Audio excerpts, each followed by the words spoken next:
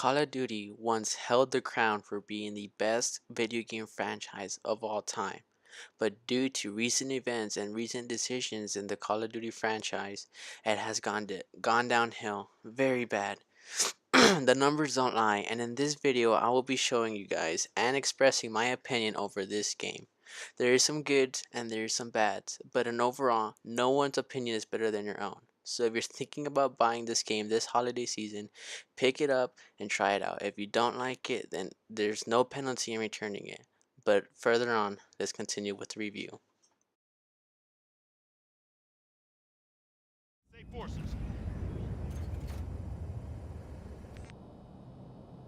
First thing to review on this game is the multiplayer. Due to the fact that I don't have to spend so much time on it and all everything else this game offers, I do.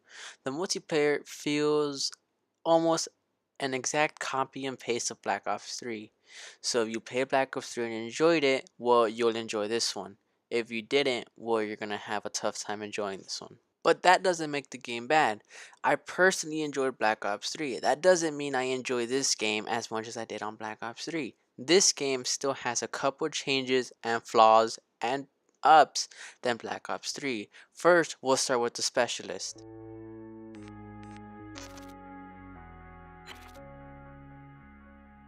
Warfighter is your typical run and gun type of guy. His weapon has extremely rapid fire and high damage. This guy is perfect for when you're in tight corners or when you see large amounts of people. Merc is better used in objective type game modes like Domination or Hardpoint due to the fact that he has a heavy LMG that shoots a laser, but this laser breaks up into smaller lasers, being attracted to enemies, penetrating them with damage. Basically, this guy can really take out groups of enemies very fast. Synaptic is like the perfect combination between Warfighter and Merc. Its weapon is perfect for rushing, but it's also perfect for defending. So if you're playing domination and you acquire his weapon, perfect for defending. If you're rushing, perfect for rushing for larger groups of enemies. He's really fast and agile, so really you can't go wrong with using Synaptic. FTO is one of those rigs where you have to try. His weapon is a one-shot pistol, so it's kind of hard to find your balance whether you want to rush or defend.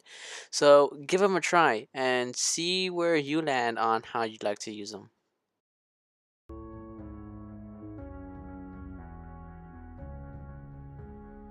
Striker is best used in Hardpoint because he has a black hole launcher. Literally, it shoots a massive black hole and attracts almost anything in a pretty big radius, so it'll attract lots of enemies if they're close by, even though they still have a small chance they can escape.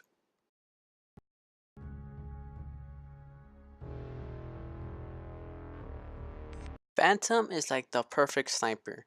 He has like an aimbot sniper rifle, which basically, when it comes into sight, the dot will follow any enemy in sight, and basically as if you had hack of aimbot, and it's a one shot, so it's really perfect when you're sniping from long range.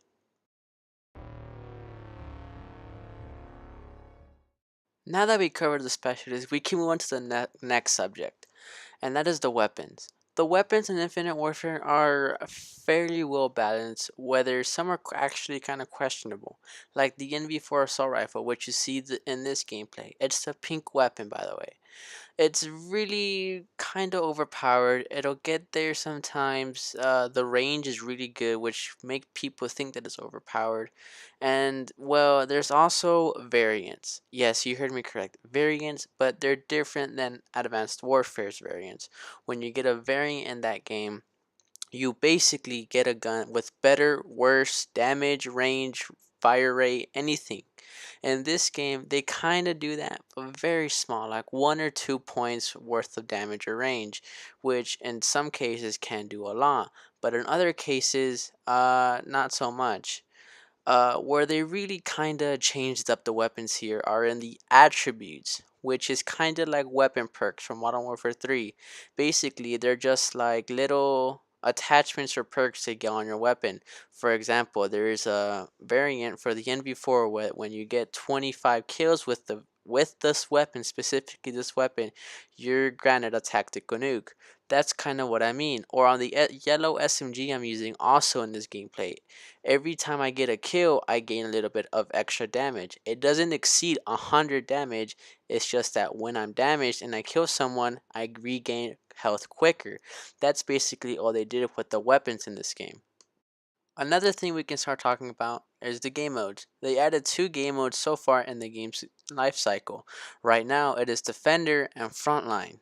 Frontline is kind of like the team deathmatch that fixed spawn killing.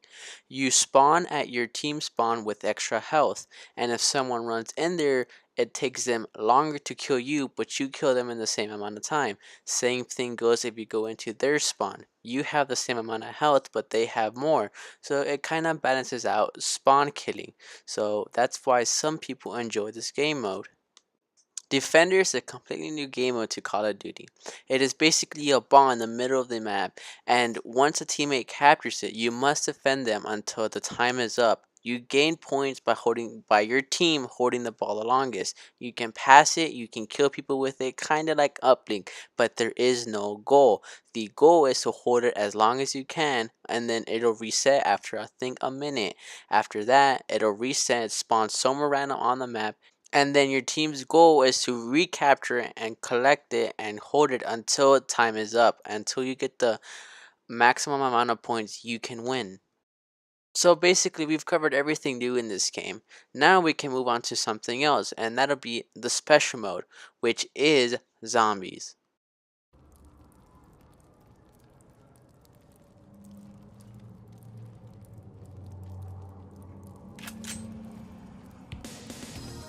I guess I'm like on my own. I'm not saying it's better that way, but like, probably is. Yes, guys, that is right. Zombies. Zombies in Infinite Warfare. Infinity Ward had a special mode called Extinction in Call of Duty Ghost, but I don't know why they carried that over since, honestly, lots of people enjoyed it. But I digress. Zombies is still a really good game mode, and we can't really judge it just because Treyarch has one, and so does Advanced Warfare. That's kind of unfair. We're not really giving them a chance. Now, this is where I'm getting to. Infinity Ward is calling their take on zombies Zombies in Spaceland. Or at least that's what this map is called. It is more like an 80s type of themed zombies, which really it actually fits pretty well due to the fact that, well, it's fun. And if you think it's kind of childish and immature, well, give it a try. You'll probably end up liking it. It's actually kind of fun. You have lots of 80s themed music, so really it kind of brings back some memories. It does have a main Easter egg, so it does take aspects from Treyarch Zombies. It has a storyline, a main Easter egg, and perks which resemble a lot like Treyarch perks. If you guys would like a video showing all these perk locations in this map, leave a comment below saying something so you guys can let me know and I can do that video for you. From what I've heard in the community, people have been really liking this map due to its theme and just nice pace. It's not fast paced, it's not crazy, it's not complicated like Treyarch Zombies was. It's a nice, subtle, just change of theme. It's 80s, it's fun, it's not complicated. Mostly it's simple and it's just something to just relax and enjoy. It's not something where you're kind of forced in doing a massive bucket list of things to do to get what you want. So if you guys are really iffy in this new Zombies in Spaceland or the take on Infinite Warfare Zombies, then just give it a try. You guys might end up liking it. It's honestly, it may look immature, it may look childish, but once you get in there and you start playing, you will really feel at home. It really feels familiar and you won't be thrown out there in the unknown. So you might really like it and it's really fun. So just give it a try before you judge. Another thing I would like to say about this map is the attention to detail. There's so much detail in this map, you guys will be amazed. From the music to the zombies to the theme to just every little thing has detail to it. The interiors to where the zombies spawn, the bosses, the the Easter egg, the weapons, the pack a punch, the perks, just everything has detail. And even more when you keep exploring the map, you'll find small things that have so much detail and actually have a meaning, or you can interact with them. Just like I don't know, just like this robot you're looking at here. It has meaning to it. There's a head somewhere around the map, and just everything just has detail to it. And it's just really nice to know that developers really pay attention to detail. Now to finish off the review, we can go with our final and last topic, the I'm clear. campaign. Helmet cam stopped transmitting. It's been 18 hours, no contact. Set defs made no demands. Settlement Defense Front doesn't make demands. They planted a flag in our rock. They executed 3 men and shot down a pilot. Our team was sent to secure classified weapons from a closed facility. That facility is a black site, Admiral. Why the hell is SetDef allowed in that airspace? By permission of the Accords, all nations have access to Sir, free... that objective required a full strike force, not a 4-man team. Lieutenant Reyes, I implore you to use diplomacy in this office. Take a different tact. Yes, sir. As you can tell, that cutscene had a lot in it, from voice acting to a dramatic theme to it to something happening, and that's really intriguing. And that's kind of how the game starts. No, that's not the first cutscene. There is a first mission. What you're watching is the second. But I just wanted to show you guys that detail goes a long way, and in this campaign, they put a lot of it into it. They went the extra mile and they put a lot of detail. Some of you may be coming from the Call of Duty Black Ops 3 campaign and was like, wow, that's super confusing and I didn't understand anything. Or from Advanced Warfare and thought it was really boring. Or from Call of Duty Ghosts and thought, whoa, they just left us with a massive cliffhanger and they come out with this, which leads nothing into this game. But I'd like to tell you guys, I'm not gonna spoil the ending, but they were smart with the ending in this game. It's not a major cliffhanger, but if they were to connect this game to Infinite Warfare 2, it can make sense. Now, if you guys really like good endings or a good story, this gives you that, because this gives you a really good story to enjoy. Another thing about this campaign is that it's extremely long. It's really long. So you guys will be putting in a lot of hours into the campaign. But that's a good thing, because in all the time you spend in this campaign, you start to develop some type of connection for your characters.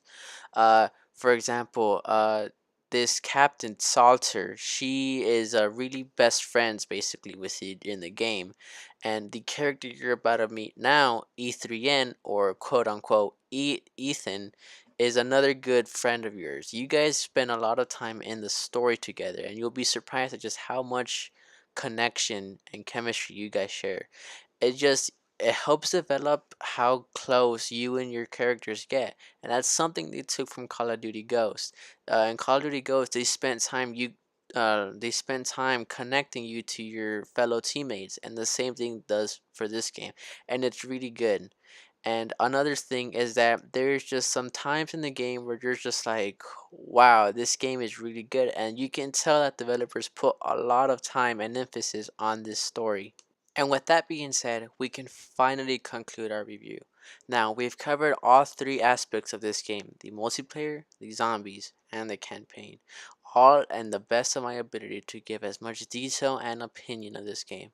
Now, like I said in the beginning of the video, no one's opinion is better than yours. So please give this game a try before you take anyone else's advice or opinions to the next level. My opinion of this game is that it's good. It lacks some features and aspects, but overall, this game deserves a pretty good 7.5 out of 10. 7 being a pretty good. It could have a bit of work to it, but launched and how it is now, it's a really solid game. Thank you for watching, guys, and I'm out.